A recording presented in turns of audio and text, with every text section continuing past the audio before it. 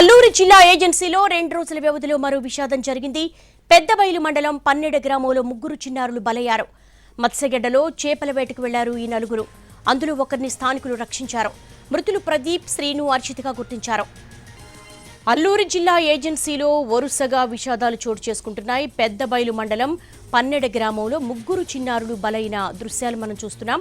మత్స్యగడ్డలో చేపల వేటకు వెళ్లారు ఈ నలుగురు. అందులో ఒకరిని స్థానికులు రక్షించారు.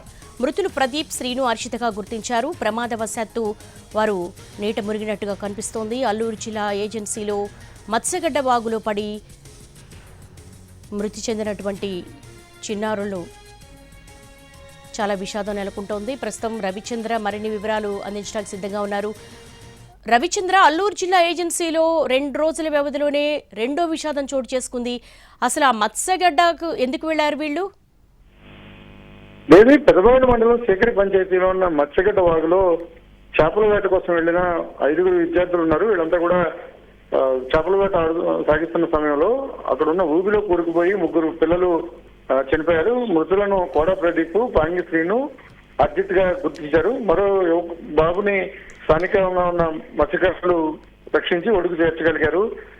ఇటువంటి ఘటనలు విశాఖ ఏజెన్సీలో ఇటీవల తరచూ జరుగుతున్నాయి. 2 రోజుల క్రితమే ఉక్కంపేట మండల పరిధిలో ఉన్న ఒక సెలయేరులో వాగు ఉంది. ఆ వాగులో కూడా 3 చిన్నారులు కొట్టుకుపోయిన పరిస్థితి. ఓవరాల్ గా విశాఖ అంటే అల్లూరు సీతారామరాజు జిల్లా ఏజెన్సీకి సంబంధించిన వరుస విషాదాలు చోటు చేసుకుంటున్నాయి. వేసవి సెలవులు కావడంతో చాలా మంది ఈ మత్స్యగా అంటే సెలయేర్లు కావచ్చు, లేకపోతే జలపాతాల దగ్గర ఈతకు వెళ్ళడం, సెల్ఫీలు తీసుకోవడం వంటి చర్యలు చేసినప్పుడు ప్రమాదకరమైన పరిస్థితులు ఎదురవుతున్నాయి. ఈ కారణంగానే మృత్యువాత పడాల్సిన పరిస్థితి వస్తుంది. 2 రోజుల వ్యవధిలోనే మొత్తం 6 చనిపోవడం తీవ్ర విషాదాన్ని నింపిందని చెప్పాల్సింది. అంటే అక్కడ ఏమీ ప్రికాషన్ బోర్డ్స్ ఏమీ పెట్టట్లేదా ఇన్ని ప్రమాదాలు జరుగుతున్నా? అది మత్స్యగడ్డ అనేది రెగ్యులర్ ఫ్లో ఉండే ప్రాంతం. అది అటు ఒరిస్సా కానీ లేకపోతే ఆంధ్రప్రదేశ్ కి సంబంధించినంత వరకు సరిహద్దులో ఉంటుంది. అది చాలా లోతుగా కూడా ఉంటుంది. స్థానికంగా ఉండే అక్కడ ఎవరైతే గిరిజనులు కావచ్చు లేకపోతే మత్స్యకారులకు కొంత అవగాహన ఉంటుంది, కానీ పిల్లలకు దాని మీద పెద్దగా అవగాహన ఉండే అవకాశం లేదు. ఊబులు కూడా చాలా ఎక్కువ ఉంటాయి.